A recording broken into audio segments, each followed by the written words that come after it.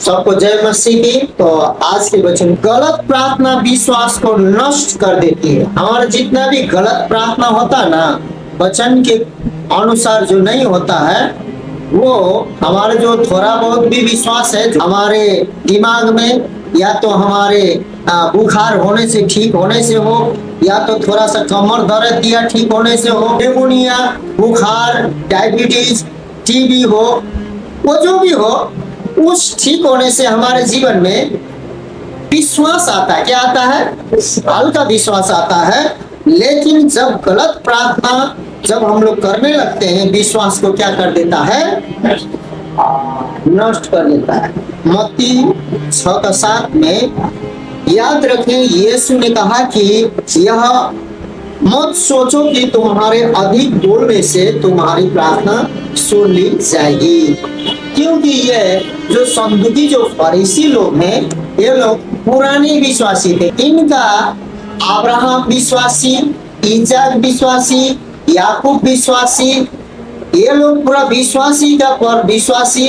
और ये लोग मूसा ने जब लाल समुद्र दो भागा करके लाया, और रात में आग का खंभा, दिन में बादल का खंभा, और 40 साल तक जंगल में क्या खाए? मन्ना खाए। ऐसे विश्वासी में से परमेश्वर का भयानक उपस्थिति में, रात में आग का खंभा, दिन में बादल का खंभा, परमेश्वर के महिमा में चलने में से विश्वासी में से थे। लेकिन ये विश्वास के अपना जो विश्वास के घमंड में इतना ये लोग परमेश्वर को न जानकर उल्टा सीधा जो प्रार्थना करने लगे और इतना दिखाने लगे। आज मैंने विचार किया है बहुत से पुराने विश्वासी को, आप लोग ऐसा नहीं कीजिएगा, हम भी ऐसा नहीं करें। परमेश्वर से मेरा प्रार्थना है, आदमी के सामने हम फुटा नहीं करके लंबा लंबा प्रार्थना न करें।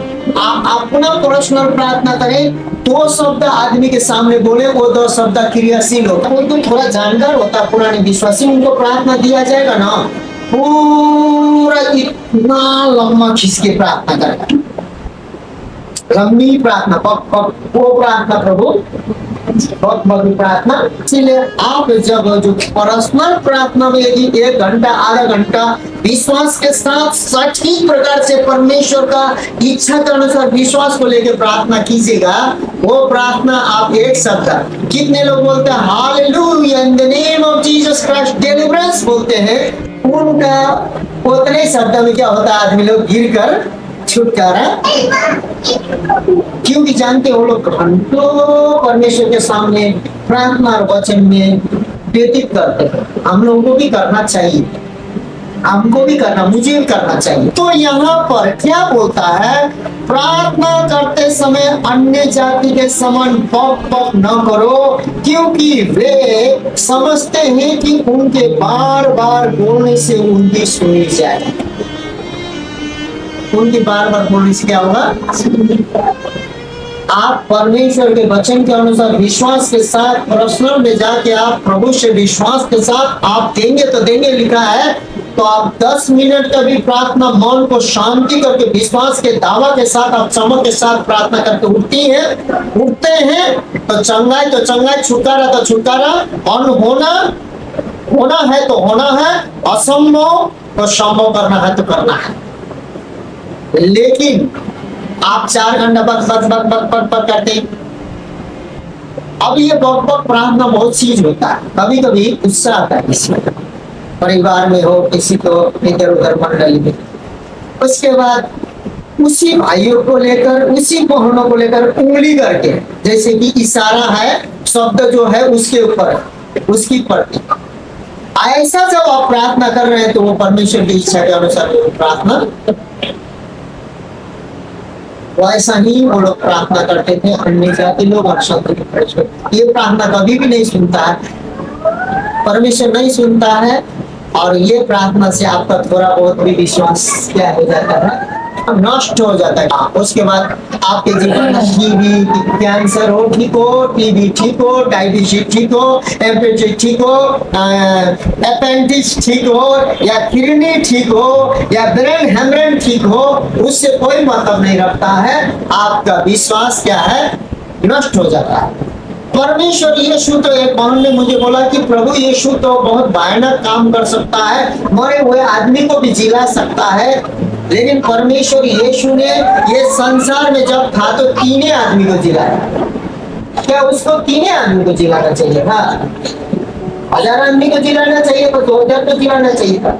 लेकिन 3 आदमी को जरूरतमंद समझा और 3 आदमी यीशु के पास गए। तो वो बहुत से वहां यीशु मसीह ने चिल्लाया, तो क्या यीशु मसीह का उस मुर्दे चिल्लाने का सामर्थ का शब्द आपके जीव में है? आपको पहले विचार करना होगा, जीव में, आपके जीव में है कि नहीं है? होगा बोलिए, होगा। लेकिन आपको पहले विचार करना होगा ना कि हम मुर्दा को जिला सकते हैं कि नहीं, उस विश्वास में, उस घनिष्ठता में हमें है कि नहीं। तो ऐसे होने से उसका कोई व्यक्ति मर गया तो वो लोग जानते हैं सालों महीनों ठंडा पड़ जाते हैं। उसके बाद फिर उनको उठाया तो उठाया, नहीं उठाया तो उस लाश के साथ उनका भी आत्मिक क्षेत्र, विश्वास क्या हो गया, उनका नाश हो गया, मर गया। इसी प्रकार का मेरे प्रिय मित्रों, प्रार्थना में ज्यादा बोलना नहीं है, बल्कि विश्वास जो उत्तर लाता है। कई बार विश्वासी गलत तरीके से प्रार्थना करते हैं और इस वजह से उनको उत्तर मिलने में देरी होती है। तो हमारा जो गलत प्रार्थना है संसार की ओर क्या कर देगा, खींच लेगा और विश्वास को क्या कर देगा, नष्ट कर देगा। इसीलिए जब आप अविश्वास में प्रार्थना करते हैं तो आपका ध्यान समस्या पर होता है। इस तरह प्रार्थना करने से लगातार आप समस्या की ओर अपना ध्यान लगाए रखते हैं। शैतान यही तो चाहता है, शैतान वह चाहता है कि आप अपनी समस्या में इतने उलझे रहें कि आपको उसका उत्तर दिखाई ही न दे। शैतान का काम है आपको विषय से क्या कर ले, वचन से भटका के रखे। वो ना हुआ है, ये नहीं हुआ है, ये नहीं हुआ। आप अब देखिए, आप चंगाई की प्रार्थना कर रहे हैं, मान लीजिए उदाहरण के लिए, आपका ध्यान क्या है, मेरा बीमारी कभी, आप समस्या में हैं। अब आप समस्या के समाधान करने के लिए क्या कर रहे हैं, आप प्रार्थना कर रहे हैं, लेकिन आपका ध्यान शैतान कहाँ उलझाए हुए है, समाधान की ओर नहीं, उसी आप परिस्थिति में उलझाएंगे। इसीलिए आप यदि विश्वास करते हैं मैं शरीर में चंगा हो जाऊंगा, हो जाऊंगी, तो आप लगातार दवाई चला रहे हैं, दवाइयां चला रहे हैं, तो आप उस दवाई की तरफ ध्यान, तेरा ही दवाई है 5 साल 6 साल तक मैं अपने दवाई के प्रति ध्यान देता रहा। क्या बोलते, गैस्ट्रिक का दवाई पड़ते नहीं, डॉक्टर बोला है खाना ही है, अच्छा हम छोड़ दें, क्योंकि जानते हैं हमारा प्रार्थना शैतान यही चाहता है, कहीं ना कहीं आपका ध्यान भटकाने के लिए किस उसी बातों कहीं बार आपके दिमाग में क्या कर देता है, ला देता है। क्योंकि आप जिस समस्या को समाधान हल करने जा रहे हैं, उसी का गाना गा रहे हैं, उसी को दिल में रखे हुए हैं, उसी को मस्तिष्क में रखे हुए हैं, तो आप परमेश्वर की महिमा के तो मस्तिष्क में नहीं डाल रखे, उसको दिल में नहीं डाल रखे। बोल भी रहे हैं कि हमको उसी से कंट्रोल होता है, पवित्र आत्मा से हमको कंट्रोल होगा कि नहीं, विश्वास नहीं है हमको, तो दवाई से क्या होता है, कंट्रोल होता है, ठीक होता है। तो आपका सीमित हो जाएगा और आपका विश्वास क्या हो जाएगा, नष्ट हो जाएगा। इसीलिए 11:23 में यीशु ने कहा कि जो कुछ वह कहेगा वह उसके लिए किया जाएगा। जो कुछ हम कहेंगे, आप कहेंगे, वही बात परमेश्वर करेगा। क्या करेगा? तो हम कह रहे हैं कि हमारा ध्यान कहाँ है, समस्या समस्या समस्या, दुख दुख दुख, गरीब गरीब गरीबी, बीमारी बीमारी बीमारी, दुर्बलता दुर्बलता दुर्बलता, कमजोरी कमजोरी कमजोरी, असफलता असफलता असफलता, चोर आके हमको ले गया, लूट गया, गया, हम नहीं होना ही नहीं, हम आलसी आदमी है, हम क्रोधी आदमी है, हम तो भाई ऐसा ही करेंगे, बोलते हमारा आदत है, हम जीती है। आप प्रार्थना कर रहे हैं नम्रता होने के लिए, लेकिन गुणगान किसका गा रहे हैं? आप गुणगान जिसको समाधान यीशु ने कहा, जो तू कहेगा वही मैं करूंगा। हाँ, परमेश्वर ने कहा ना, जो तू कहेगा वही होगा, कहा ना। तो आप बीमार कर रहे हैं, परिस्थिति कर रहे हैं, गरीब कर रहे हैं, ना हो तो कर रहे हैं, तो वही होगा आपके जीवन में, क्योंकि जो तेरे मुंह से कहेगा। विश्वासी लोगों को संभालने का जरूरत है, प्रार्थना करते समय जरूरत है। हाँ ठीक है, उसको छोटी है, उसको देख रेख है, लेकिन हम अब उसको 10 साल के बाद भी वैसे ही करते रहेंगे तो अच्छा लगेगा आपको। हाँ, बोलेंगे कि बाप रे बाप, ये तो या तो दिमाग से, हाँ, उसके आपको सबको देखने वाले को चिंता होने लगे। क्या होने लगेगा? परमेश्वर को भी आप और हमको देख कर क्या क्या लगता होगा? ऐसे तो नहीं है, फिर भी। तो मरकुस 11:23 में यीशु ने कहा कि जो कुछ वह कहेगा वह उनके लिए किया जाएगा। उसने यह नहीं कहा, यीशु ने यह नहीं कहा कि जो वह प्रार्थना करते हैं, बल्कि यह कि जो वह कहते हैं वही उन्हें मिलेगा। हम जो प्रार्थना करते हैं वो बात नहीं कहा, लेकिन जो मुंह से कहते हैं हमको वही मिलेगा। हम पापी नादन, तो हम पापी नादन को लेकर, तो मसीह में आना हमारा क्या फायदा? फायदा हुआ, परिवर्तन हुआ। अब क्यों नहीं हुआ? तो हमारा सोच को हमने चेंज किया। अगर आप बहुतायत के लिए प्रार्थना करते रहते हैं, लेकिन कमी बोलते रहते हैं, तो आपके पास हमेशा कमी होगी। प्रार्थना कर रहे हैं और कमी आप अपने मुंह से बोल रहे हैं, तो आपके पास क्या होगी? याद रखें, वे जो भी कहेंगे उनके लिए किया जाएगा। आपको क्या बोलना है? मेरा घर परिवार उद्धार पाएगा, तो और उसके बाद उद्धार पाएगा ही नहीं, हम यीशु के नाम से तुम लोग को उद्धार करने का शक्ति रखती हूँ। गलत प्रकार से बोलने के कुछ उदाहरण है। कोई मुझे प्यार नहीं करता, मैं किसी बात में अच्छी नहीं हूँ या अच्छा नहीं हूँ, मेरी शादी बहुत खराब है, पति पत्नी का एकदम मेल मिलाप नहीं होता, मेरी पत्नी कभी मेरा बात नहीं सुनती। वो अब बोल दिया ना, बोलते रहेगा, जितना भी प्रार्थना करेगा उसका बात नहीं सुनेगी। मेरे बच्चे शैतान के पीछे जा रहे हैं या शैतान बन गए हैं, वो मेरा बाल बच्चा का उद्धार होने वाला नहीं है, वो लोग नहीं सुनते। जब भी मेरे साथ कुछ अच्छा होने वाला होता है, कुछ गलत हो जाता, अच्छा नहीं होता है। बार बार हम ऐसे ही बोलते रहेंगे तो क्या होने लगेगा? ऐसा ही, क्योंकि हम प्रार्थना तो कर रहे हैं मुंह से भी। हाँ? इस प्रकार का शब्द बोलेंगे ना, हमारा कभी भी उद्धार न होगा, न तो करेंगे। वो थोड़ा बहुत विश्वास भी बहुत चमत्कार में रहेगा। इसलिए इस प्रकार बोलना आपके विश्वास के लिए जहर की तरह है। सच्चा विश्वास परमेश्वर की अच्छाई पर टिका होता है। प्रार्थना उस पर भरोसे से शुरू होता है, परिश्रम से कमाने से नहीं। यीशु की तरह प्रार्थना करना शुरू करें। पिता, मैं आपको धन्यवाद देता हूँ क्योंकि आप हमेशा मुझे सुनते हैं। आमीन। उसने रोटी बनाने से पहले अन्य भाषा बोलकर खारा पारा करके उठा के पटक के मछली को पूरा ऐसे टोकरी में डाल के घुमाया। क्या किया? किसी को याद है? बाइबल कहता है उसने प्रार्थना नहीं किया, पिता को धन्यवाद दिया। रोटी तोड़ता गया, 5000 ने खाया। मछली बांटता गया, मछली पीस में बढ़ता गया। यीशु मसीह ने क्रूस में जाते तक पिता को धन्यवाद दिया है ना। उसके बाद में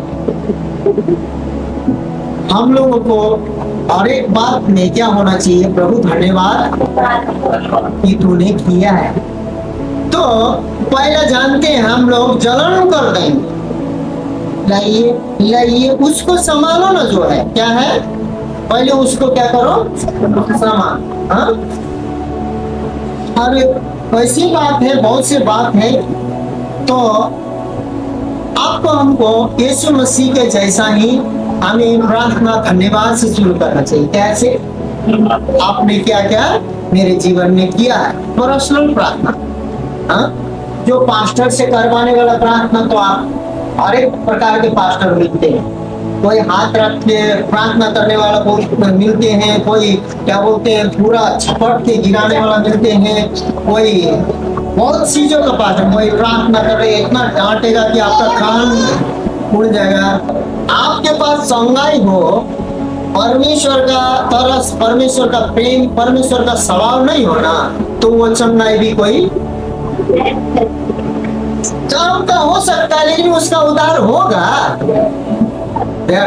यदि आप उद्धार नहीं कर पाए किसी का, तो आपका दान और वरदान भी, क्योंकि स्वर्ग के राज्य में किसी को प्रवेश नहीं कर पाए। तो इसीलिए गलती तो हर एक के जीवन में होता है, लेकिन सीख कर सुधारना पड़ेगा। इस प्रकार से बोलना आपके विश्वास के लिए जहर की तरह हो सकता है, जैसे कि मैं असफलता हूँ, मैं मुश्किल में हूँ, मैं कभी ठीक नहीं होंगी, मेरा परिवार घराना उधार पाएगा कि नहीं पाएगा, कंफ्यूजन में आप जैसा बोलते हैं ऐसा होता है। इसीलिए यीशु मसीह के जैसा आपको प्रार्थना करना शुरू करना चाहिए। सच्ची प्रार्थना ज्ञान से शुरू होती है। सच्ची प्रार्थना कहाँ से शुरू होती है? हाँ, इसीलिए वरदान में भी आपको पता है ज्ञान का वरदान है। क्या क्या चीज का वरदान है? 9 वरदान में से एक वरदान कौन सा है? ज्ञान का वरदान है। कौन सा वरदान है? तो प्रार्थना क्या चीज से होना चाहिए? ज्ञान से। जरूरत में नहीं है, कल प्रार्थना करने नहीं आए, नहीं आई है, बीमार हो गए नहीं है, बोल के प्रार्थना नहीं करना चाहिए। प्रार्थना ज्ञान से होना चाहिए। हाँ, क्या बात था, क्या बात नहीं था, ठीक है, आओ, परमेश्वर इस बात को बदल सकता है। यदि तुम नहीं बदल सकती और नहीं बदल सकता, तो हम भी तो उसको नहीं बदल सकते, बोल बोल के बदल सकते हैं। हाँ, तो परमेश्वर इस बात को बदल सकता है। आओ, आपके लिए हम प्रार्थना, जिस परिस्थिति, जिस विषय में, उसी बात को आपको क्लेम करके प्रार्थना कर देना चाहिए। इस प्रकार का शब्द बोली भी नहीं चलाइएगा आने वाले दिन में बनने के लोग, क्योंकि आप अपने जीवन में सुधार करने और परमेश्वर के साथ साथ और अपना इज्जत सम्मान कलीसिया में चाहते हैं, दान वरदान चाहते हैं, भलाई करुणा प्रेम चाहते हैं, तो आप लोगों को ये सब क्या क्या करना होगा, सीखने की जरूरत है। तो सच्ची प्रार्थना ज्ञान से शुरू होती है, जैसे कि उसकी ईश्वरीय शक्ति ने, दूसरा पतरस 1:3 में कहा है,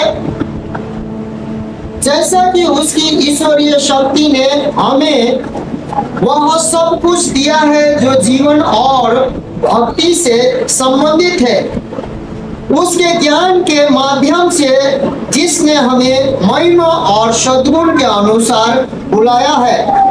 तो यहाँ पर जैसे कि पहला दूसरा पतरस 1:3 में बता रहा है, हमारे पास केवल एक ही चीज की कमी है और वह है ज्ञान।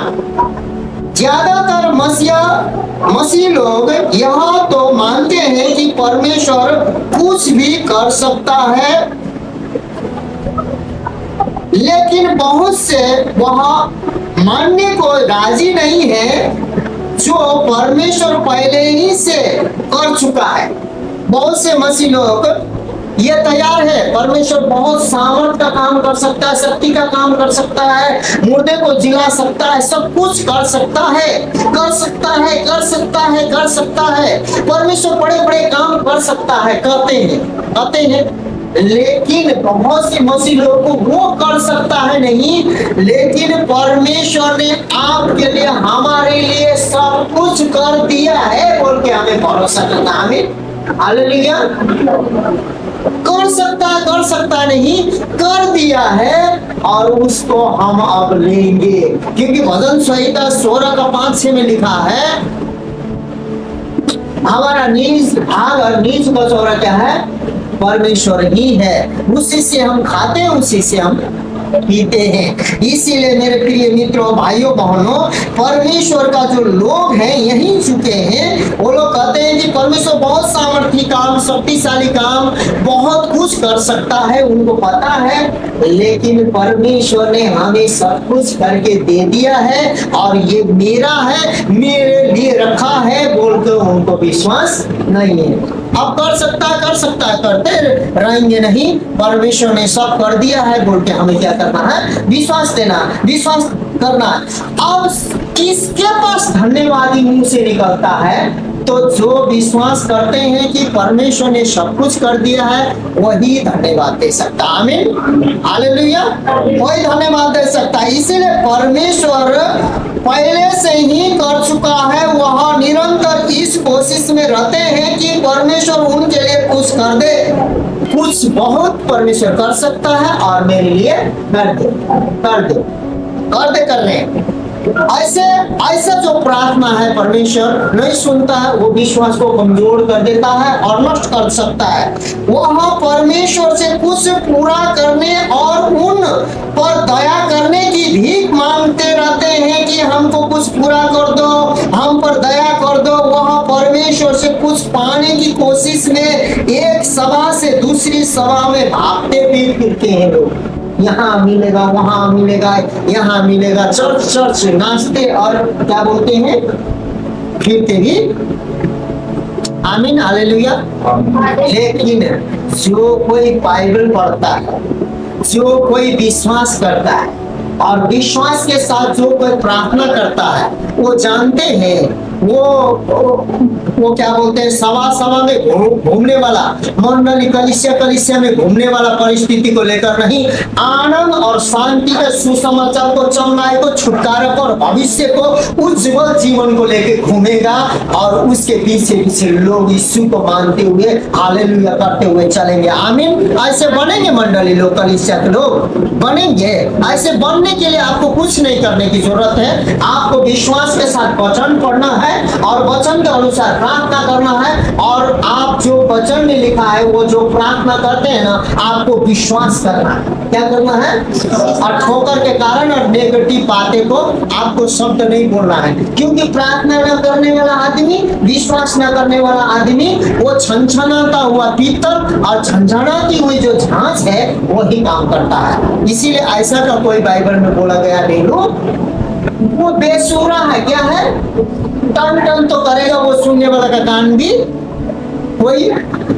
हाँ, इसीलिए ऐसा नहीं होना चाहिए। हाँ, आप लोगों को लगता है, आप लोग इतना जानकार हैं, आपको लगता है कि मेरे भाई बहन कि नहीं ये गलत है, तो आप मेरी पत्नी और मुझसे भी टोक सकते हैं, क्योंकि ऐसा नहीं है कि हम लोग सब कुछ जान के बैठे होंगे, लेकिन उसका क्लियर आपको जवाब तो देना होगा, क्लियर समझाना होगा। इसीलिए नहीं समझते हैं तो समझना होगा, और समझाने वाला सबसे बड़ा यीशु है, पवित्र आत्मा है। आपको समझाने वाला पाप नहीं है, आपको समझाने वाला रोग नहीं है, आपको समझाने वाला आपका गरीबी नहीं है, आपको समझाने वाला क्या बोलते हैं आपका परिस्थिति, आपका क्रोध नहीं है, आपको समझाने वाला आपका शरीर नहीं है, आपको समझाने वाला आपका मन और पवित्र आत्मा है, और यीशु का वचन है जो आपको समझा सकता है, आपको बदल सकता है। आमीन। इसलिए असंभव को संभव करने के लिए प्रार्थना नहीं, विश्वास होना चाहिए। क्या होना चाहिए? हाँ, विश्वास वाला आदमी एक बार जो नक्शा निकालता है ना, उसी नक्शा में चलता है, वो नक्शा चेंज बदलाव नहीं करता है। इसलिए अब आप लोगों को हर एक चीजों में चेतावनी पाकर हमें आगे बढ़ना है, ठीक है। इसीलिए आप हम कितने धार्मिक हैं, कितने पापी हैं, कितने अधर्मी हैं, कितने बीमारी हैं, कितने दुर्बल हैं, कितने असफल हैं, उसमें कोई मायने, लेकिन इसमें मायने रखता है कि आप उस परिस्थिति से परमेश्वर के ओर कितने देखते हैं और परमेश्वर को कितने महिमा करते हैं। उस परिस्थिति तो परमेश्वर आपको जानते हैं, ऐसे चुटकी बजाएगा, उसको क्या कर देगा? खत्म कर देगा। इसीलिए बोलता है, लेकिन वचन कहता है एफिसियों 1:3 में, हमारे प्रभु यीशु मसीह के परमेश्वर, हमारे प्रभु यीशु मसीह के परमेश्वर जो पिता पुत्र यीशु को पृथ्वी में हमारे पापों के लिए, अपराधों के लिए, अधर्मों के लिए, जो परमेश्वर ने जगत से ऐसा प्रेम किया, अपने एकलौता पुत्र को भेजा, जो कोई विश्वास करे उद्धार हो, जो कोई विश्वास न करे वो नाश होंगे। इसलिए जगत से ऐसा प्रेम करने वाला पिता ने जो यीशु मसीह का जो पिता, मसीह का जो पिता, हमारा पिता जो मसीह, हमारे प्रभु यीशु मसीह के परमेश्वर और पिता का धन्यवाद हो कि उसने हमें मसीहा में स्वर्गीय स्थानों में सब प्रकार की आशीष दी है। आमीन। स्वर्गीय स्थानों में, कौन से स्थानों में? तो आपका मन, आपका तन, आपका धन, आपका शरीर पृथ्वी का रहेगा ना, तो बस आएंगे, जाएंगे, खाएंगे, वापिस आएंगे, उसके बाद लेटेंगे, वही तकिया होना चाहिए, वही होना चाहिए, वही साबुन होना चाहिए, वही बाथरूम होना चाहिए, वही बिछाना होना चाहिए, वही तकिया होना चाहिए, वही कुर्सी होना चाहिए, वही थालिया होना चाहिए, वही जगह होना चाहिए। उसके बाद आप क्या हो जाएंगे ना, मंडली के विश्वासी लोग भी पता है क्या हो जाएंगे। एक भैंस गाय को पालते हैं उदाहरण के लिए, और उसका एक ही वो खूंटा रहता है, ज्यादा से ज्यादा वो क्या बोलते हैं, जानवर पालने वाला घर के अंदर घुसाता है, ज्यादा से ज्यादा वो सारा से बाहर लाता है, तो वो खूंटा बन जाएगा हमारे, क्या हो जाएगा। अब खूंटा उसके लिए है, या तो वो बेलगाम है, वो कुछ समझ में नहीं आता है। उसके बाद आपका जीवन, हमारा जीवन खूंटा बन जाएगा, वो आजाद। इसीलिए हमको ये विश्वास करना है कि हमारे प्रभु यीशु मसीह के परमेश्वर और पिता का धन्यवाद हो कि उसने हमें मसीह में स्वर्गीय स्थानों में सब प्रकार की आशीष दी है, और स्वर्गीय स्थानों में दी है तो हम संसार के खूंटा में नहीं, हम स्वर्गीय परमेश्वर के महिमा में हमारा आत्मा आजादी में होना चाहिए। क्या चीज में होना चाहिए? आजादी, महिमा में होना चाहिए। हाँ, पता है कि हम यह शरीर में जब तक नहीं निकलेगा, हमारा शरीर है, कुछ न कुछ हमारा शरीर का भाव है, लालसा है, लेकिन हम मसीह के हैं, हम जीते तो आत्मा में हैं, और हमें जैसे मसीह को स्वर्गीय स्थान में बैठाया गया है, उसी प्रकार विश्वासी लोगों को भी स्वर्गीय स्थान में बैठाया गया है। इसका मतलब हमारा शरीर यहाँ है, हमारा आत्मा प्रभु यीशु मसीह के साथ जुड़ा है कि नहीं जुड़ा? बताइए, जुड़ा है तब ना आबा पिता है बोल के पुकारते हैं, और यीशु मसीह प्रभु है बोलते हैं कि नहीं बोलते? हाँ, जुड़ा जो नहीं रहता ना, तो संसार के खूंटा में बन जा सकते हैं हम लोग। इसी प्रकार की बात है। इसीलिए उसने हमें सभी आत्मिक आशीषों से आशीषित किया है, जिसका अर्थ है कि यह पहले ही हो चुका है, वो अब होने वाला नहीं है। इसका मतलब पहले ही हो चुका है, उसको हमको लेना है। आपके पास पहले ही से सभी आत्मिक आशीषें हैं, इसलिए परमेश्वर से मांगना या उससे आशीष पाने की प्रतीक्षा करना अज्ञानता है। अब परमेश्वर से आशीष पाने की प्रतीक्षा नहीं, आपको ये बोलना होगा कि हम पा चुके हैं। आमीन, आमीन। हम क्या कर चुके हैं? पा चुके हैं।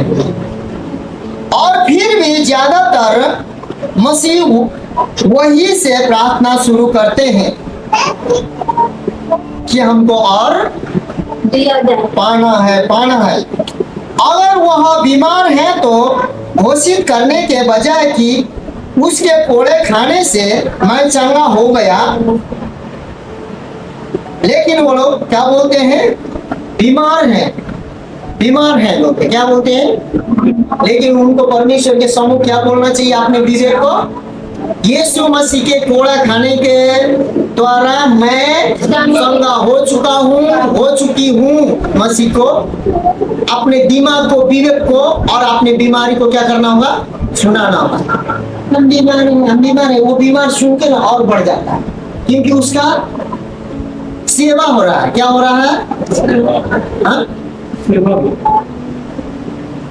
सेवा हो रहा है, तो पालन पोषण होगा तो पड़ेगा ना। तो लेकिन हमें उसको बढ़ाना नहीं है।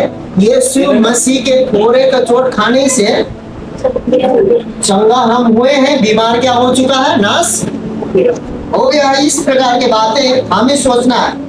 तो पहला पतरस 2:24 में, या मुझे वही सामर्थ है जिसने यीशु को मरे हुए में से जिलाया। हमारे पास कौन सा सामर्थ है? जो यीशु मसीह को मरे हुए में से जिलाया, वही सामर्थ किसमें है? हम में है।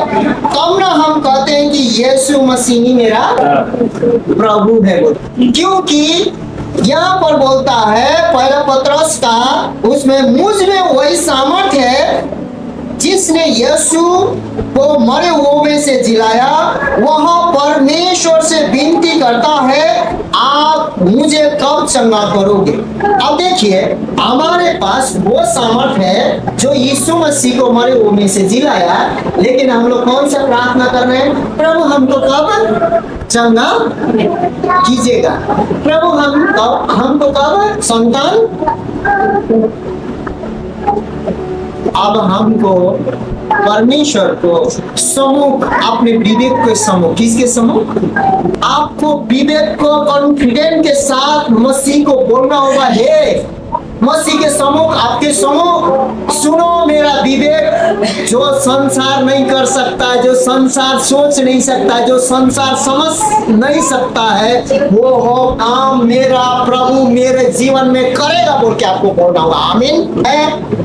ज्यादातर मसीह परमेश्वर को किसी बात के लिए मनाने की कोशिश कर रहे हैं। किसी भी बात के लिए क्या कर रहे हैं? ज्यादातर लोग परमेश्वर को मनाने को कोशिश कर रहे हैं। परमेश्वर या प्रार्थना से उनके दिल में दया पैदा करने की कोशिश कर रहे हैं। परमेश्वर हमें दया करो, दया करो। परमेश्वर को राजी करवाने की आवश्यकता नहीं है। वह पहले से ही आपकी भलाई के लिए, मेरी भलाई के लिए पूरी तरह परमेश्वर रजामंद है। रजामंद मतलब पूरा राजी हो चुका है। आमीन, हालेलुया। राजी हो चुका था तब ना 2000 साल पहले तड़प तड़प के आपके पापों के लिए, मेरे पापों के लिए, मेरे अपराधों के लिए, अधर्मों के लिए, मेरे व्यभिचारों के लिए, मेरे निसंतान के श्रापों के लिए, अधर्मों के लिए, कुकर्मों के लिए, लड़ाइयों के लिए, झगड़ों के लिए, नाना प्रकार के बातों के लिए क्रूस में तड़पते हुए बिना गाली देके उसको पीटता गया। बाइबल कहता है कि वध करने वाले मेमने के समान, भेड़ों के समान उसे जैसे कि वध करने ले जाते हैं, ऐसे खींचते लगाए उसने। जैसे वध करने समय भेड़ चुपचाप से बैठता, उसको मारता रहे, पीटते रहे, भेड़ जैसे चुपचाप से बैठता, चुपचाप से सहता रहा, गाली देते रहे लोग, गाली दिया नहीं उसने, सहता रहा हमारे दुखों को सहकर क्रूस में मरा कि नहीं? विश्वास है, मरा। उसका कीमत आप हमारे पास है चुकाने के लिए। हाँ, मरा खड़ा गया। क्या हुआ? तीसरा दिन बाद क्या हुआ? वही यीशु के सामर्थ हमारे अंदर में, तो उसको राजी करने की जरूरत नहीं है, पहले से राजाबंद है। आमीन, हालेलुया। अब ये किसको बोलना होगा? प्रार्थना में बोलना होगा, विश्वास करके विवेक में बोल के प्रार्थना करना होगा। आमीन। हमारा प्रार्थना का तरीका बदल जाएगा। इसलिए तो बोल रहा है कि वो आपको आपसे कहीं ज्यादा बरकत, स्वस्थ और भरपूर जीते हुए देखना चाहता। परमेश्वर क्या चाहता है पता है? उसको राजाबंदी करने का, मनाने की हमको क्या है? आवश्यकता नहीं है। वह पहले से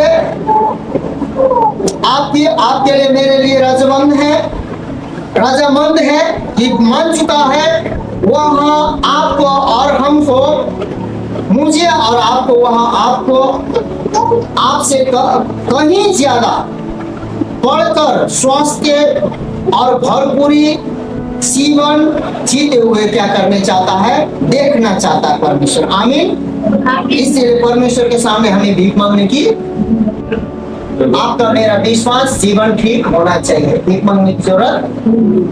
और इससे शैतान बहुत चीजों को आपको दुर्बल करने के लिए, कमजोर करने के लिए बहुत सी चीजों को बाइबल में ऐसे लिखा है, बाइबल में ऐसे लिखा है कि तू ऊंचे से इमारतों से कूद जा, तुझे हाथों हाथ उठाने के लिए कौन आएगा?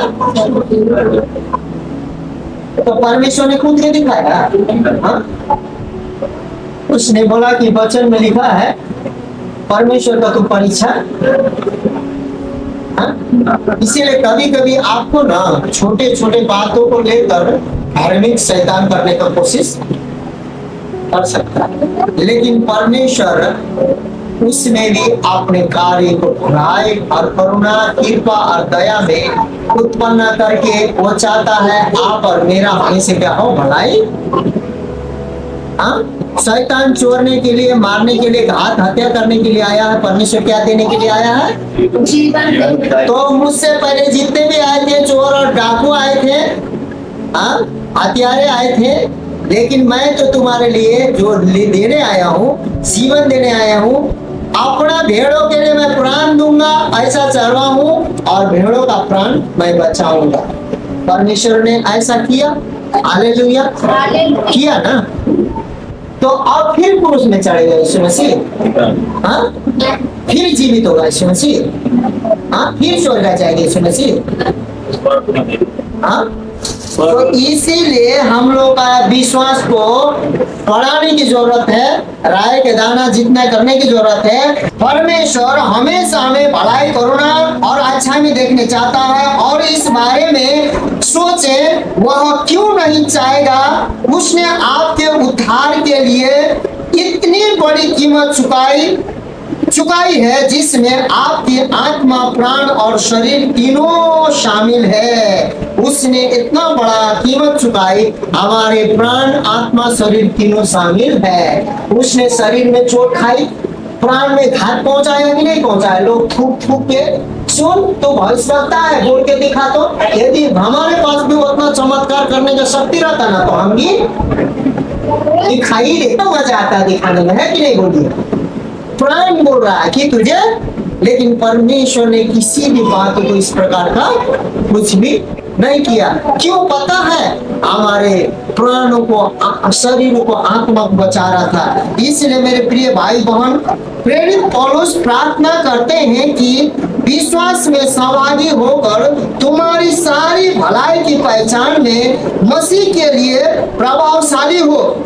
इसका मतलब आपका विश्वास तब काम करना शुरू कर देगा जब आप हर अच्छी बातों को स्वीकार करते हैं जो मसीह यीशु में आप हैं। हर बातों को, आप अच्छी बातों को स्वीकार करते हैं, तभी आपको प्रार्थना स्वीकार होगा। इसीलिए सुनिए, हम लोगों के जीवन में यह होना चाहिए, क्या होना चाहिए कि विश्वास से सहभागी होना तुम्हारी सारी भलाई की पहचान में मसीह के लिए प्रभावशाली हो। हम लोग मसीह के लिए कौन है? प्रभावशाली है, हथियार के समान है। इसका मतलब आपका विश्वास तब काम करना शुरू कर देगा जब आप हर अच्छी बातों को स्वीकार करते हैं जो यीशु मसीह में आप में है। यीशु मसीह में, किसमें है? अब देखिए, जो बाइबल में जितना भी बातें हैं हमारे अंदर में, हम पैदा लेते आए थे इन बातों को। हाँ, हम इस बातों को किसमें पाते हैं? तो इसीलिए स्वीकार करना, ये यीशु मसीह में, आप में, हम में मिलता है। इसीलिए बोलता है स्वीकार करना यूनानी शब्द एपिग्नोसिस से है, जिसका अर्थ है पूर्ण ज्ञान, पूरी परख या सटीक ज्ञान। तो असटीक होकर ना, जैसे आप बीच में बात करते करते अब कुछ बात हो गया, तो आप बात कर रहे हैं इधर आम का, और कोई बोल देता है इमली, तो आपको दो आदमी समझेगा ना, आप खुद तो नीचे गिरे ही जाएंगे, लेकिन जो आप जो सटीक उसका जो बात का पॉइंट को पूरी रीति से यदि आप दूसरा को समझा नहीं पाएंगे ना, तो आप जानते हैं आदमी के सामने गिर भी जा सकते। इसीलिए सुनिए, आज आप और हमको स्वीकार करने का मतलब है कि जिसका अर्थ है पूर्ण ज्ञान, पूरी परख। पहले तो ज्ञान होना चाहिए, परख होना चाहिए, सटीक ज्ञान होना चाहिए आया है। तो आप परिस्थिति को सुलझाने के बदला में जब उलझाते हैं एक विश्वासी होकर और प्रार्थना करने वाला होकर उसको सुलझाने के बदले में उलझाते हैं, तो आप मसीह के नहीं हैं। मसीह ने इस प्रकार का कार्य कहीं किया, जीवन प्राण देते तक किया। क्या उसके पास सामर्थ्य नहीं थी? उसके पास शक्ति नहीं थी? यहूदी लोगों को 12 पलटन स्वर्गदूत बुलाकर, रोमी साम्राज्य को 12 पलटन स्वर्गदूतों को बुलाकर वो नष्ट कर सकता था कि नहीं कर सकता था?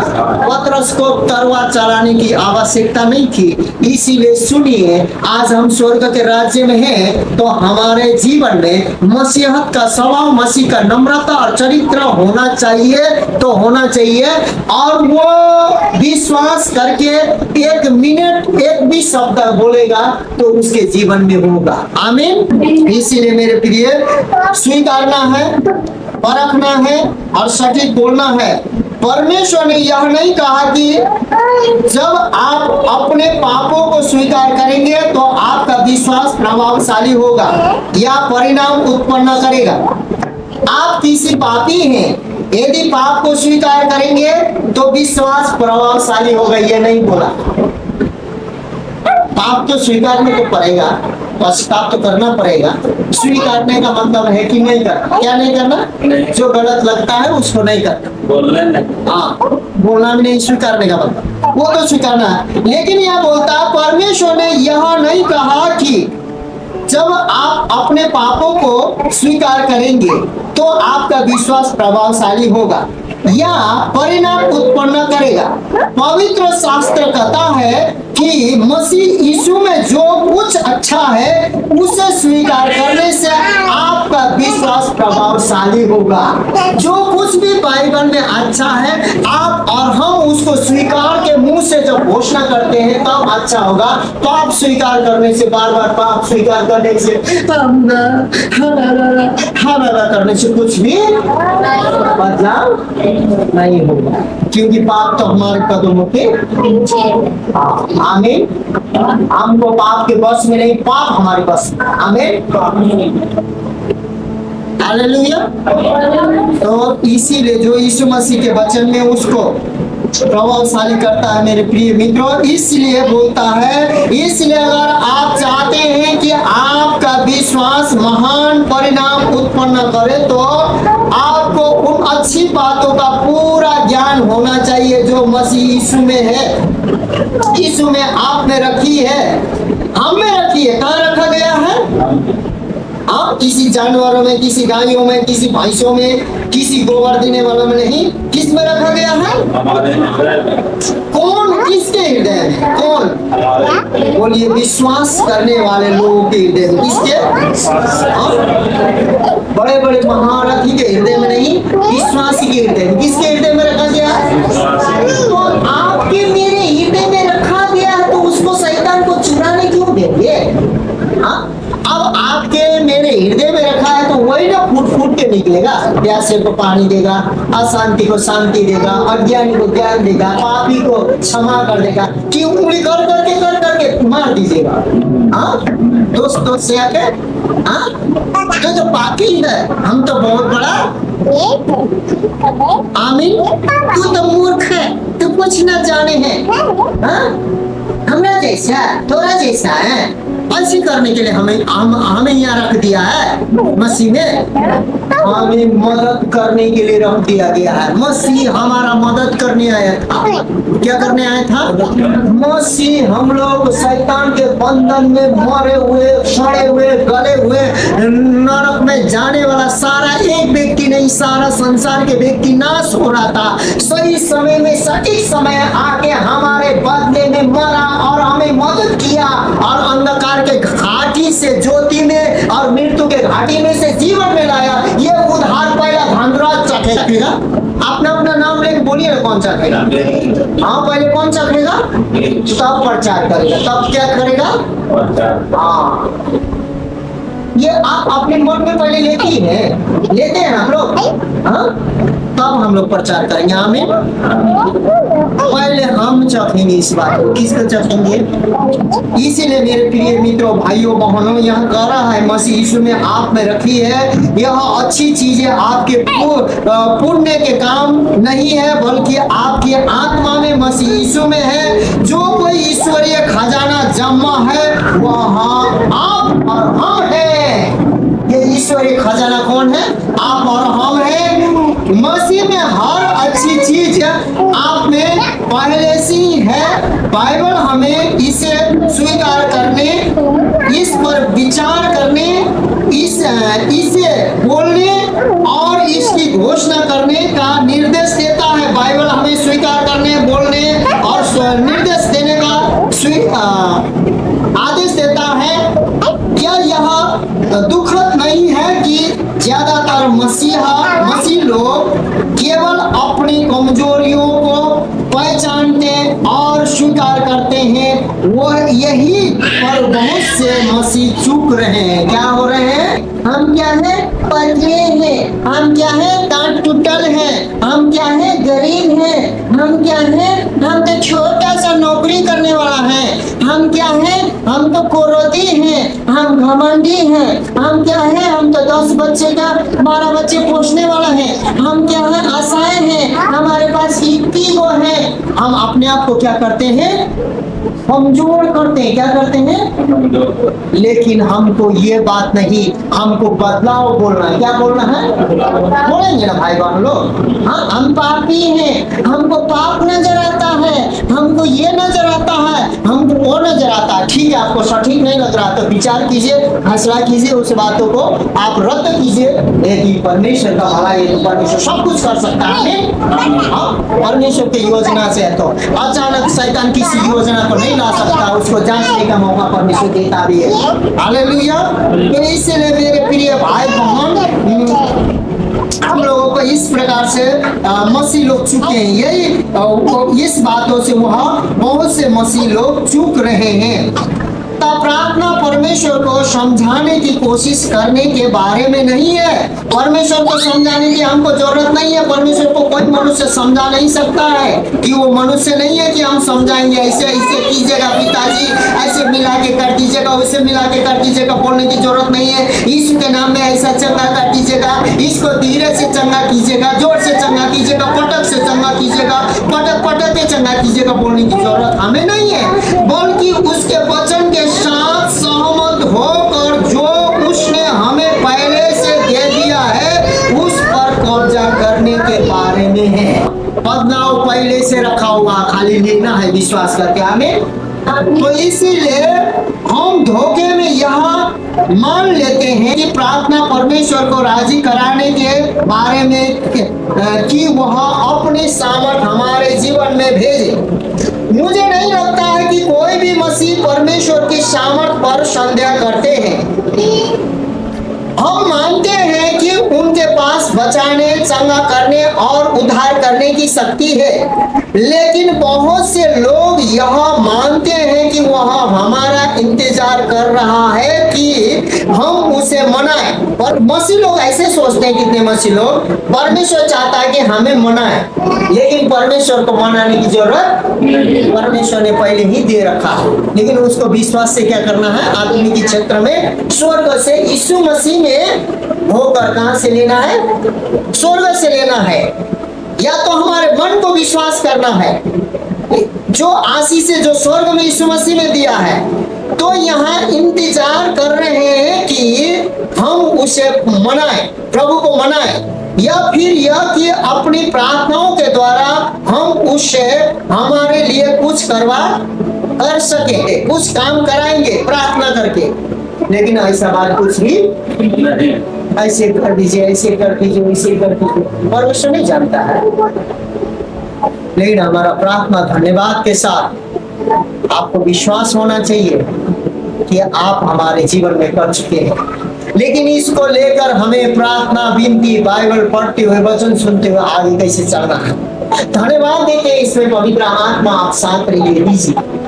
हमें असमर्थ जहाँ है आपके पास है, ऑलरेडी मुझे दिए हैं, लेकिन अटका हुआ कहाँ है? हम कहाँ भटके हुए हैं, कहाँ पर मिस्टेक हो चुका है, वहां पर ले जाइए। पवित्र आत्मा से हम लोग ऐसा काम कर सकते हैं। आमीन।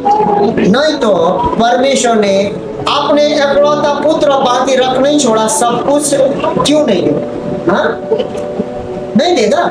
यीशु मसीह में हम सब कुछ पा चुके हैं। क्या कर चुके हैं? लेकिन हमें बदलने की जरूरत है। तो यहाँ पर बोलता है, सच तो यह है कि यीशु के कारण परमेश्वर का सब कुछ हमारा है। यीशु मसीह के कारण परमेश्वर का, स्वर्ग का, पृथ्वी का सारा अधिकार किसका है? किसके कारण है? यीशु मसीह का कारण। जो यीशु मसीह मरा, गाड़ा गया, तीसरा दिन बाद जी उठा, हम विश्वास करते हैं उसके कारण। यह बहुत अच्छी खबर है। हमें अब भीख मांगने का या विनती करने की आवश्यकता नहीं है। हमें विश्वास के द्वारा वह सब कुछ हासिल करने की आवश्यकता है जो पहले इससे हमारा है। कब से हमारा है? पहले से यीशु मसीह ने हमें रख दिया। उसको विश्वास से हासिल करने की जरूरत है। वो विश्वास वचन सुनने से, और सुनना मसीह के वचन से आता है। आप लोग पहले सुन चुके हैं। परमेश्वर ने अपने अनुग्रह के द्वारा हमें सब कुछ दे दिया। हम विश्वास करके सब कुछ हासिल करते हैं।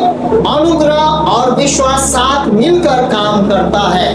परमेश्वर का अनुग्रह हमारे लिए काफी है, हमारे पे विश्वास होना चाहिए। ये अनुग्रह क्या है? अब ये अनुग्रह ये है कि कोई निसंतान है तो वो संतान पैदा करने के योग्य नहीं है। परमेश्वर ने संतान, वो ये अनुग्रह है। हम ऐसा लत में, ऐसा पाप में, ऐसा अपराध में, ऐसा व्यभिचार में, ऐसे चीजों में हम फंस गए, उससे हम छूट नहीं पा रहे हैं। यदि हम उस बंधन से, उस नशे से फंस गए, अब हम मसीह हैं लेकिन हम शर्मिंदर हो रहे हैं। वो अनुग्रह अब हमसे नहीं हुआ, लेकिन हम विश्वास करते हैं कि परमेश्वर इसमें विजय देगा।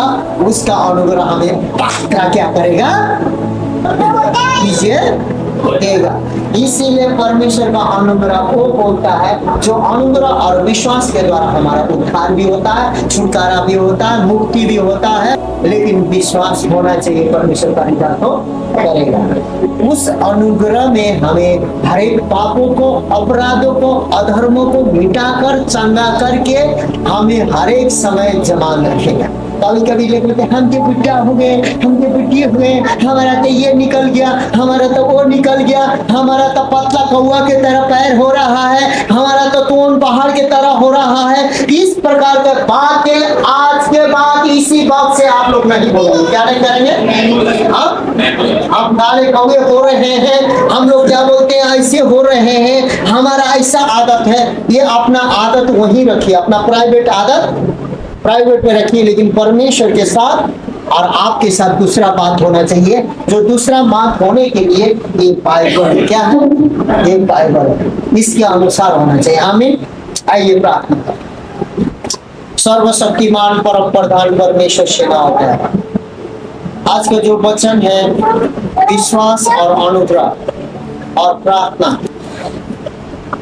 आज बहुत लोग हमारे कलीसिया के भाई बहन प्रार्थना कर रहे हैं, लेकिन सटीक प्रार्थना नहीं करने के अनुसार बहुत चीजों को चोट पहुंचा रहे हैं मंडली कलीसिया में, और बहुतों को घायल कर रहे हैं विश्वासी भाई बहन। और उनका बोलने का तरीका, चलने का तरीका बहुत से प्रभु परमेश्वर निराशाजनक है, और उनका सोच, उनका विचार नेगेटिव है।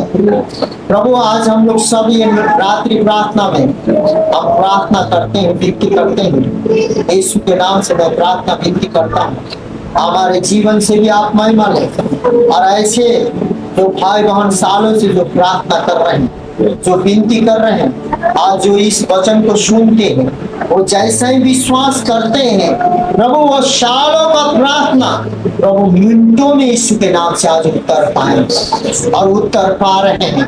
हम ये विश्वास करते हैं। धन्यवाद प्रभु। हमें कठिनाई, मुश्किल, संघर्ष आएगा, लेकिन प्रभु पाप, अपराध, अधर्म, प्रभु परमेश्वर नाना प्रकार के विचारे, नाना प्रकार के भावनाएं, नाना प्रकार के दोष आएगी।